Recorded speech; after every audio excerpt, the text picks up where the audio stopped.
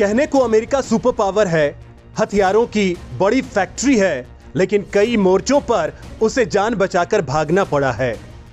कभी छोटे से देश वियतनाम ने अमेरिका को दुम दबाकर भागने पर मजबूर कर दिया था और अब उसका वैसा ही हाल अफगानिस्तान में देखा गया है, जहां अमेरिकी सैनिक जान बचाकर हेलीकॉप्टर से भागते देखे गए और यहीं से दुनिया को अमेरिका की ताकत का मजाक उड़ाने का मौका मिल गया कि अमेरिकी केवल धौंस दिखा सकते हैं, क्योंकि अफगानिस्तान से अमेरिकी सैनिकों की हड़बड़ी में हुई वापसी से पैदा हुए हालात ने लोगों को वियतनाम युद्ध की याद दिला दी है।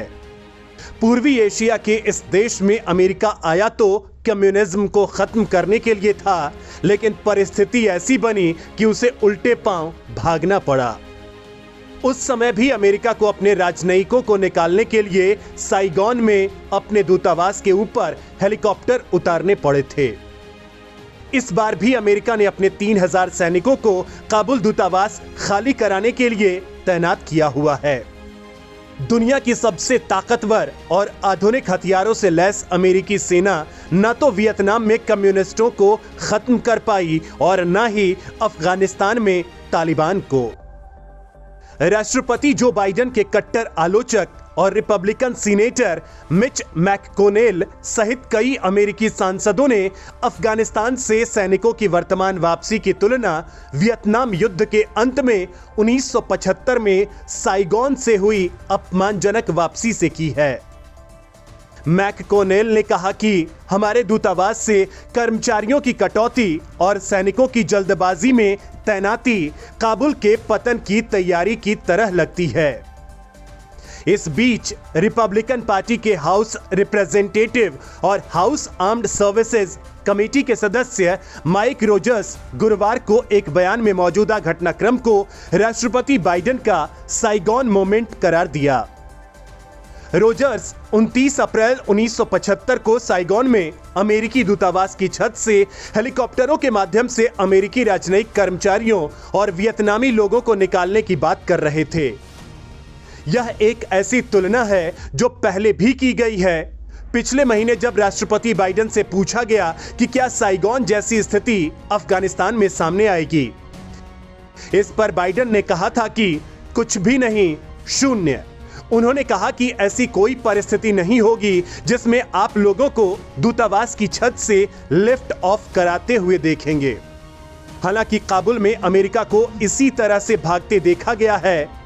इससे पहले यानी वियतनाम युद्ध की बात करें तो वियतनाम युद्ध 1955 से 1975 तक लड़ा गया था। इस दौरान अमेरिका ने अपने सहयोगी दक्षिणी वियतनाम को उत्तरी वियतनाम की कम्युनिस्ट सरकार से बचाने के लिए सेना भेजी थी, जिस कारण यह रूस के शागिर्द युद्ध उत्तरी वियतनाम की कम्युनिस्ट सरकार और अमेरिकी सेना के बीच लड़ा गया। युद्ध के दौरान अमेरिका ने 2 राष्ट्रपति देखे। राष्ट्रपति लिंडन बी जॉनसन के नेतृत्व में अमेरिका ने 1965 में वियतनाम युद्ध में प्रवेश किया। अगले 3 साल के भीतर अमेरिका ने वियतनाम में अपने 3 लाख सैनिकों को तैनात कर दिया। बाद में राष्ट्रपति रिचर्ड निक्सन ने 1969 में पद के लिए चुने जाने के बाद युद्ध की जिम्मेदारी संभाली। इस दौरान अमेरिका में सैनिकों की वापसी एक बड़ा मुद्दा बन चुका था।